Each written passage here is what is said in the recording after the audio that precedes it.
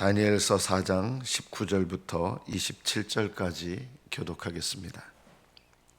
다니엘서 4장 19절부터 27절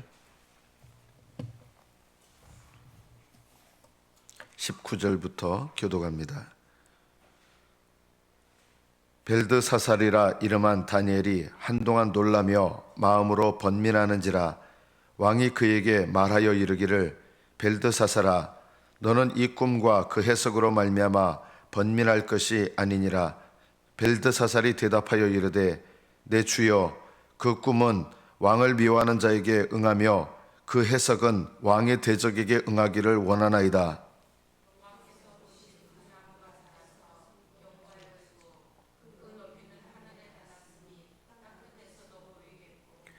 그 잎사귀는 아름답고 그 열매는 많아서 만민의 먹을 것이 될 만하고 들짐승은 그 아래에 살며 공중에 나는 새는 그 가지에 깃들었나이다.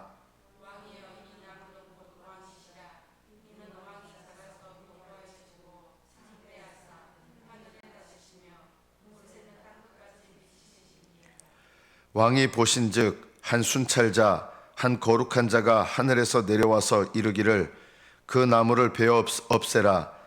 그러나 그 뿌리의 그루터기는 땅에 남겨두고 쇠와 놋줄로 동이고 그것을 들풀 가운데 두라. 그것이 하늘 이슬에 젖고 또 들 짐승들과 더불어 제 몫을 얻으며 7대를 지내리라 하였나이다.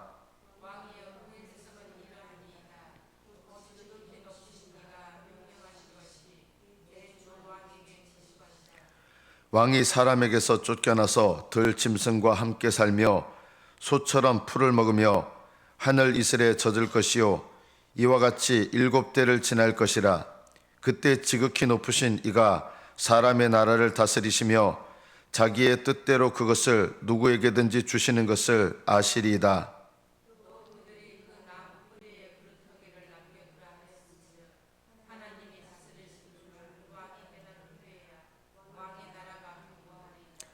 그런즉 왕이여 내가 아뢰는 것을 받으시고 공의를 행함으로 죄를 사하고 가난한 자를 긍휼히 여김으로 죄악을 사하소서.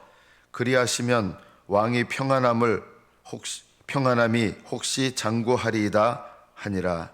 여기까지 받들어 읽겠습니다.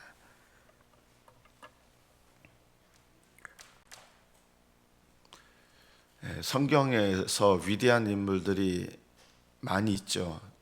불신앙의 사람들도 하나님 그대로 기록되게 하셨지만 믿음의 사람들도 그대로 기록되게 하셨습니다. 그 믿음의 사람 중에서 이 다니엘은 독특한 위치를 차지하고 있습니다. 이 다니엘이 살았던 시기는 믿음으로 살기가 정말 어려운 시기였습니다. 이 다니엘은 포로로 어렸을 때 끌려갔습니다. 그리고 대다수의 사람들이 아무런 어떤 죄책감을 느끼지 않는 그런 상태에서 누가 뭐라고 하는 그런 환경도 아니에요. 포로로 끌려가서 어느 누구도 죄책감을 느끼지 않을 만한 그런 환경 속에서 하나님 앞에 하나님의 기준대로 살았습니다. 하나님의 기준대로 살기가 가장 어려운 시기에 하나님 기준대로 살았습니다.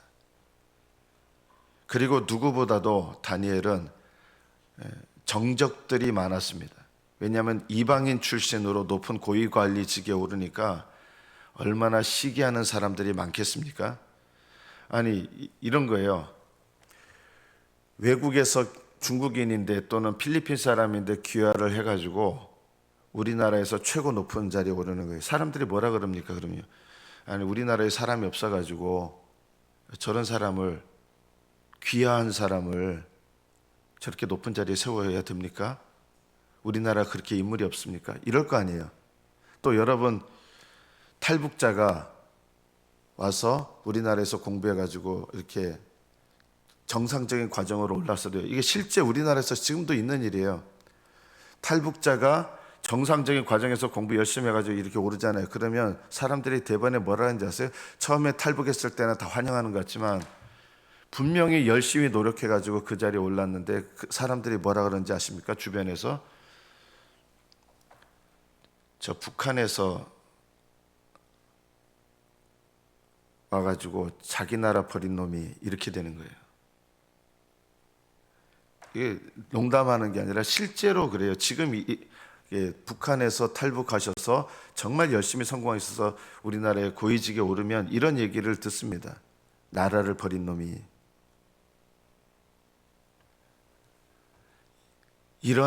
지금도 이런데요. 이 시대에 다니엘이란 사람이 느부갓네살의 신임을 얻어서 모든 지혜자들을 제치고 높은 곳에 올랐습니다. 얼마나 정적들이 많고 비방하는 사람들이 많고, 실제로 다니엘은 이 사람은 이렇게 하면 이 계략에 빠질 거다라고 한 것 중에 하나가 뭐냐면 30일 동안 다른 신들에게 기도하지 말게 하자, 이런 계략을 나중에 하지 않습니까? 다니엘은 그것을 알고도, 그리고 하나님의 기준대로 자기가 기도 생활하면 어떤 일이 일어나는 줄 알고도 그것에 대해서 억울해하거나 비참해하거나 분노하거나 하지 않았습니다. 하나님께서 내게 명하신 대로 내가 살아서 그 결과로 인하여 나에게 닥치는 어떤 모든 일들, 그것에 대해서 다니엘은 하나님께 조금도 원망하지 않습니다. 이 다니엘의 모습을 우리가 배워야 됩니다. 여러분의 가정을 때로는 원망할 때 있지 않습니까? 내가 왜 우리 부모님 같은 분 밑에 태어나서 내가 엄마 때문에 아빠 때문에 이런 고생했다고. 여러분, 믿음은 이런 말을 하지 않습니다. 하나님께서 이런 가정에서 나를 태어나게 하셔서 이런 가정을 통해서 하나님께서 나에게 은혜를 베푸셨구나, 여기까지 나를 인도하여 주셨구나, 이렇게 생각합니다. 믿음은요, 부부간에도 내가 당신 만나서 내가 이 모양 이 꼴이 됐어, 이렇게 얘기하지 않습니다. 믿음은요, 어떤 배우자를 내가 만났다 하더라도 그건 역시도 내 선택이든 누구의 선택이든 상관없이 하나님께서 내게 허락하신 이 일을 통해서 합력하여 선을 이루신다, 이 믿음이 있다 그러면, 그래서 믿음의 사람들은요, 자기 배우자에 대해서 결코 불신앙적인 불만을 갖지 않습니다. 내가 불만스럽다 그러면 아직도 내가 하나님의 섭리에 대해서 내가 꺾어지고 낮아지는 법을 아직 잘 모르는 것입니다. 믿음의 법을 안다 그러면요, 하나님께 여러분이 지금 가지고 있는 인간관계 속에서 감사하게 되는 것이 마땅합니다. 그리고 그것을 통해서 오히려 그 이후에 관계가 바뀝니다. 관계가 바뀌어야 감사하게 되는 것이 아니라 어떤 관계든 하나님 앞에 감사하게 되면서 그때부터 하나님께서 오히려 그 감사하는 관계 속에서 하나님께서 오히려 그 관계를 변화시켜 가시는 은혜들을 베푸신다. 우리가 범사에 감사라는 말씀을 늘 머릿속으로 듣지만 그것을 어디에다가 적용해야 됩니까? 여러분, 가정생활 속에서 적용하십시오. 교회 생활 속에서 적용하십시오. 교회에서요, 이 사람 저 사람 다 만납니다. 그것도 누구를 만나든 하나님께서 나에게 허락하신 섭리로 인정하신다 그러면 우리는 모든 가정에서든 교회에서든 직장에서든 내가 몸담고 있는 곳에서 만나는 모든 관계 속에서 우리는 감사함을 배우게 됩니다. 이것이 하나님의 섭리를 인정하는 것입니다. 다니엘은 어떻게 보면 자기 나라를 멸망시킨 이 적국 바벨론이란 나라에 대해서 증오심을 품을 수도 있었습니다.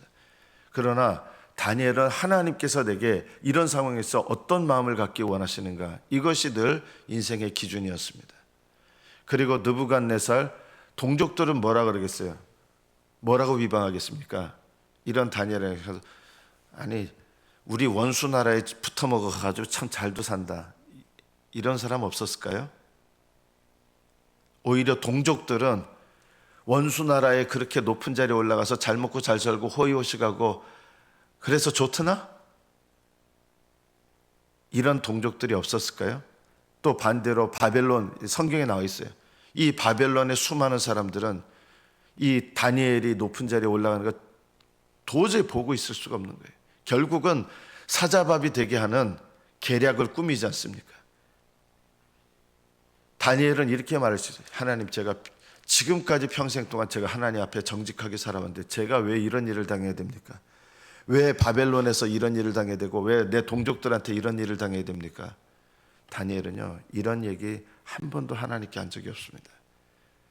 하나님 앞에서 내가 어떻게 응답하며 살 것인가?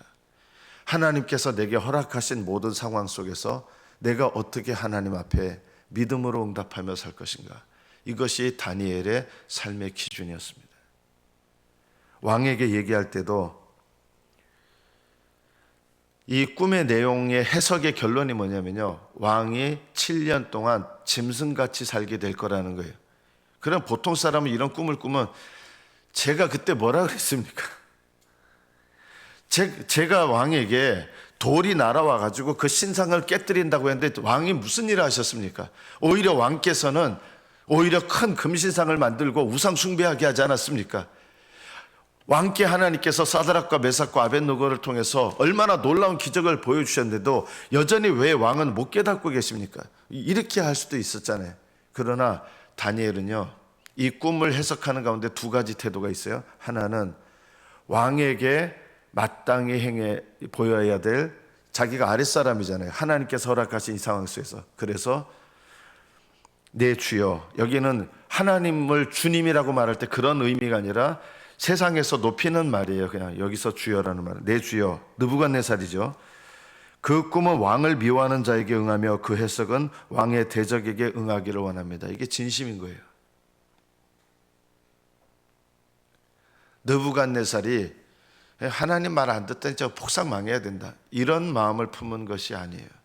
왕의 대적에게 그 꿈이 이루어지기를 바랍니다 하면서 이 꿈의 내용과 해석을 알잖아요, 다니엘이요. 그러니까 왕에게 이것을 올바르게 말해준다는 것에 대해서 굉장히 마음이 아픈 거예요.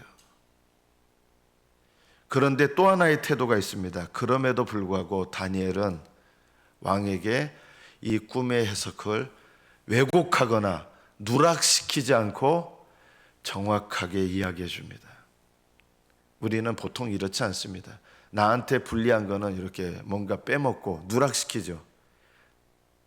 하나님께서 다니엘에게 해석을 주신 것에 대해서 정확하게 다 얘기해 줍니다. 사랑하는 마음을 갖고 있지만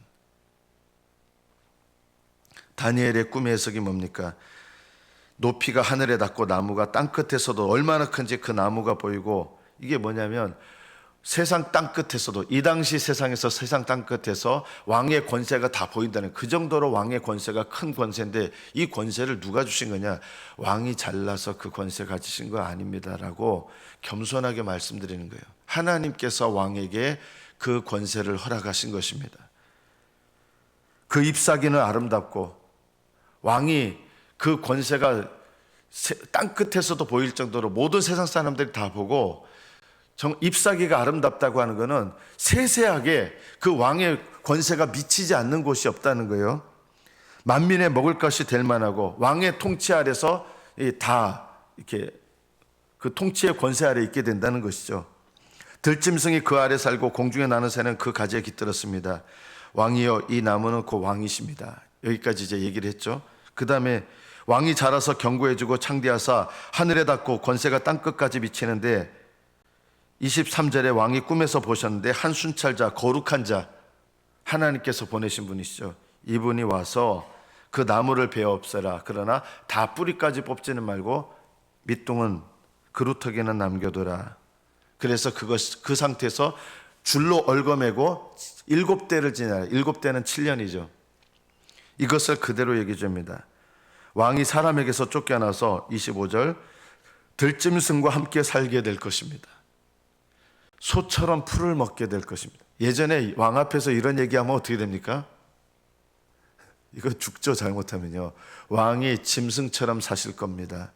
왕께서 소처럼 풀을 먹을 것입니다. 이거 어떻게 보면 왕의 입장에서 엄청나게 모욕이잖아요. 그런데 이 해석을 정직하게 정확하게 하나도 빠짐없이 이야기해 줍니다. 그리고 하늘 이슬에 젖으며 살 것이고 이와 같이 7대 7년을 왕이 그렇게 살 겁니다. 실제로 이 느부갓네살 왕이 정신착란이 일어난 걸로 기록이 된 것 같아요. 역사에는요. 정신착란이 일어나서 완전히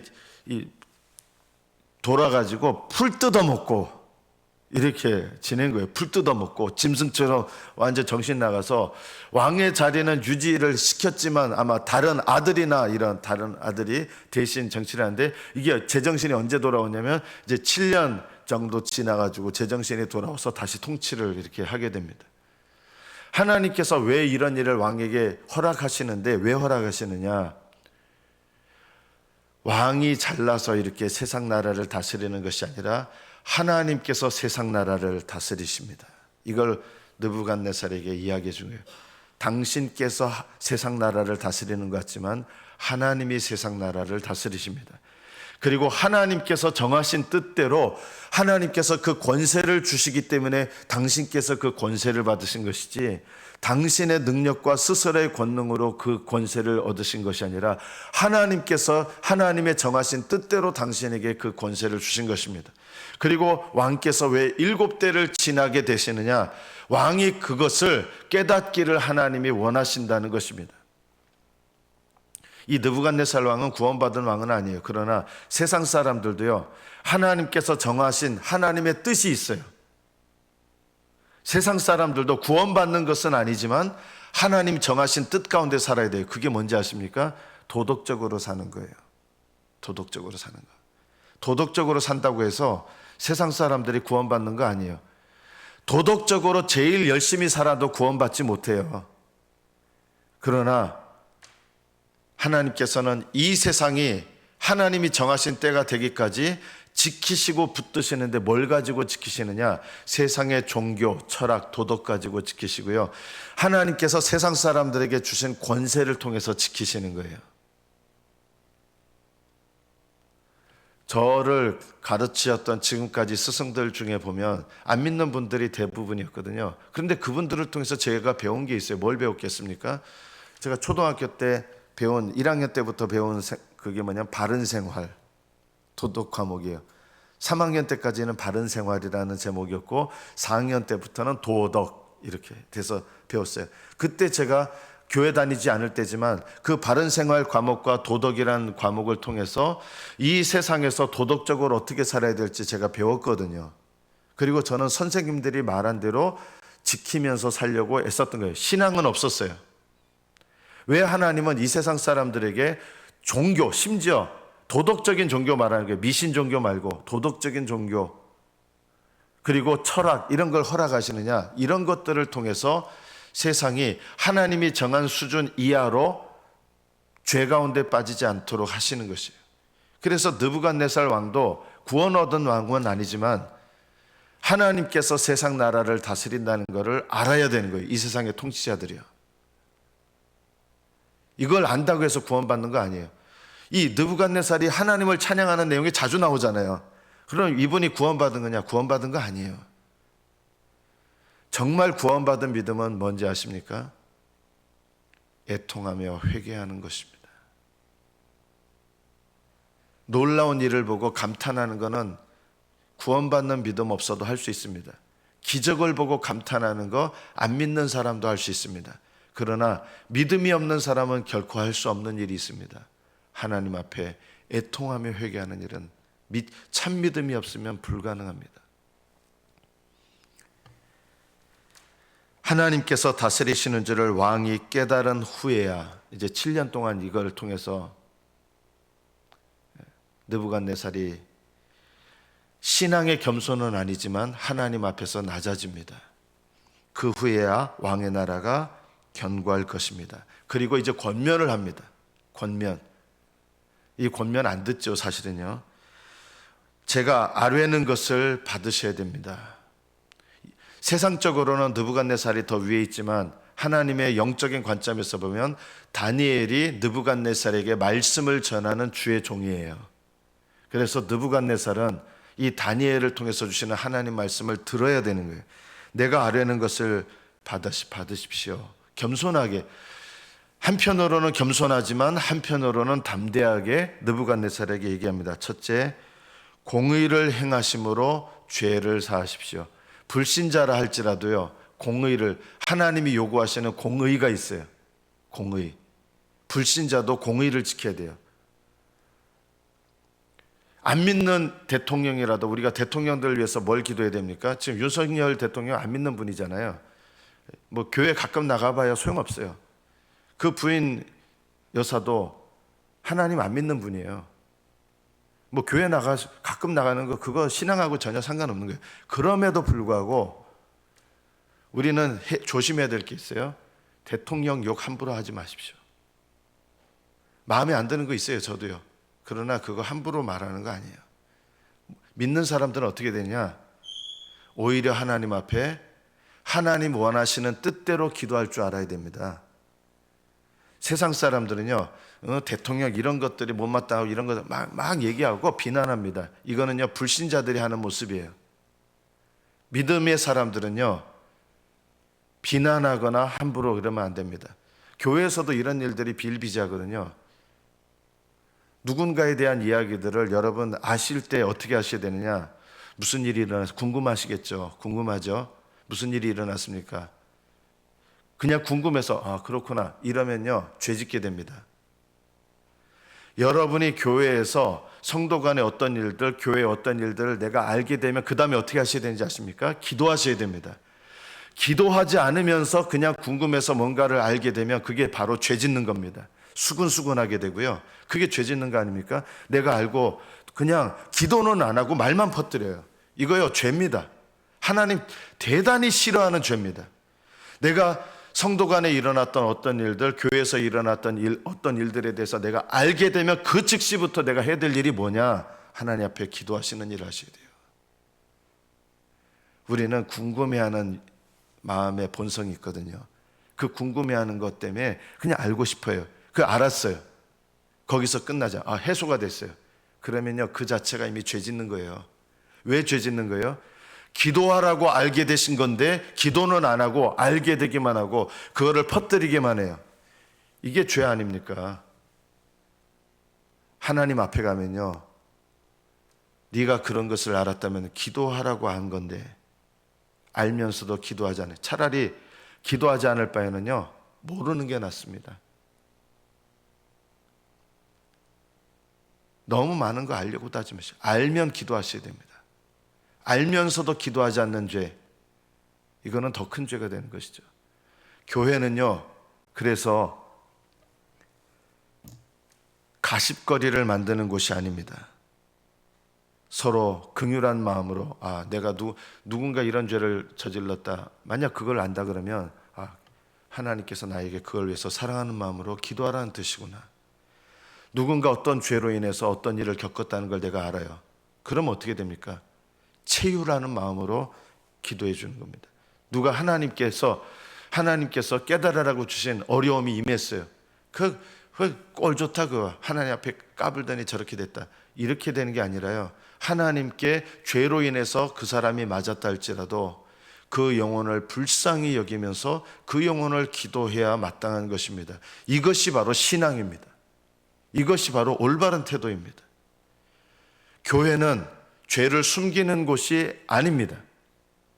교회는, 저는 우리 교회가 앞으로 이렇게 됐으면 좋겠어요. 죄를 숨기는 교회는 건강하지 못한 교회예요. 제가 이 죄를 자주 저질렀어요. 제가요. 하나님은 그렇게 하기를 원하지 않으셨는데 쟤는 죄를 덮는 것이 교회지 죄를 숨기는 것이 교회가 아닙니다, 여러분. 그러나 반대로 교회는 죄를 까발리는 곳도 역시 아닙니다. 죄를 숨기는 것과 죄를 까발리는 것은 똑같은 영입니다. 교회는 죄를 깨닫고 고백하는 곳이고 죄가 드러나서 회개하는 곳이지, 죄를 까발리는 것과 죄를 드러내는 것은 전혀 다른 영입니다. 교회는 죄가 드러나야 되고 그것을 비난하고 가십거리로 만드는 것이 아니라 같이 기도해주고 채우라고 함께 중보하고 함께 기도하고 그래서 그 죄로부터 자유하게 되기를 함께 돕고 섬기는 곳입니다. 우리 교회 이렇게 돼야 됩니다. 저는 우리 교회가 이런 교회가 되어지도록 바른 방향으로 나아가기를 저도 쉬지 말고 애써야 마땅합니다. 교회는 죄를 숨기는 것이 아니라 죄를 올바르게 드러내고 그리고 드러난 죄를 덮어주는 교회입니다. 죄를 숨기는 것과 덮는 것 전혀 다릅니다. 죄를 쉬쉬하면서 덮는 것은 덮는 것이 아니라 죄를 가리고 숨깁니다. 그러면요, 그 죄는 교회 안에 숨겨져서 썩어버리게 만들고 교회를 골마 터지게 만듭니다. 이거는요, 전혀 사랑이 아닙니다. 교회는 사랑하는 마음으로 죄를 고백하고 고백돼서 나타난 죄에 대해서 함께 슬퍼하고 애통하면서 같이 기도해주고 그 죄에 대해서 자유하게 되기를 두세 사람이 함께 모여서 같이 기도해서 그 죄로부터 우리 성도들이 함께 자유함을 얻게 되는 것, 이렇게 우리가 서로 중보하면서 같이 죄에서 자유함을 얻는 이 영적인 삶의 모습을 가지라고 우리를 모아주신 것이 바로 교회입니다. 교회는 의로운 자들이 모인 곳이 아니라 죄를 회개해야 될 죄인들이 모인 곳이요, 이 죄인들이 함께 모여서 죄에 대해서 함께 아파하고 함께 긍휼히 여기고 또 깨닫지 못하는 영혼을 위하여 불쌍히 여겨서 그 영혼을 위해서 진정으로 기도하면서 하나님 앞에 함께 기도하는 것이 바로 교회입니다. 저는 다른 교회를 이렇게 비난하는 건 좋아하지 않지만 자랑하는 것도 별로인데 저는 우리들 교회가 이런 면에서 하나님 앞에 참 훌륭한 교회다. 쉽지 않은, 그런 게 쉽지 않아요. 저는 우리 교회도 우리들 교회 성도들의 죄가 드러났을 때 비난하거나 가십거리로 삼는 분들이 아니에요. 교회 분위기가 같이 기도하고 그걸 사랑으로 책망도 해줘요. 권고도 합니다. 우리는요, 권고할 줄 몰라요. 권고는 안 하면서 뒤에 가서 가십거리로만 합니다. 이게 죄 아닙니까? 정말 사랑하면요, 그 사람에게 가서 오히려 하나님의 성령 안에서 권면하고 권고합니다. 그리고 그 사람을 위해서 기도합니다. 이것이 권면입니다. 이것이 그리고 진짜 사랑입니다. 참된 사랑은 형제를 회복시키고 죄로부터 자유케 하고 죄가 드러나서 그것을 비난하고 가십거리로 그렇게 하는 것이 아니라 함께 기도하고 함께 짐을 짊어집니다. 이것이 올바른 교회입니다. 하나님은 죄인인 우리들을 교회로 모아놓으셔서 각자의 짐을 지게 하시고 또 함께 각자의 짐을 먼저 지고 서로의 짐을 지면서 함께 짐을 지도록 하셨습니다. 이것이 교회입니다. 다니엘은 느부갓네살에게 이 말씀을 전하고 어떻게 했을까요? 다니엘은 느부갓네살을 위하여 기도했을 것입니다. 그 다니엘의 기도의 응답에 따라서 7대가 지나서 하나님은 느부갓네살을 육체적으로 회복시켜 주셨을 것입니다. 다니엘은 이 말을 전하고 기도하는 사람입니다. 이런 다니엘의 모습을 우리가 배워야 됩니다. 저와 여러분이 이 다니엘의 모든 환경 속에서 믿음으로 생각하고 믿음으로 반응하고 믿음으로 기도했던 이런 모습을 배워서 다니엘의 신앙과 같은 하나님 기뻐하시는 믿음 되시기를 예수님의 이름으로 축복합니다. 기도하겠습니다.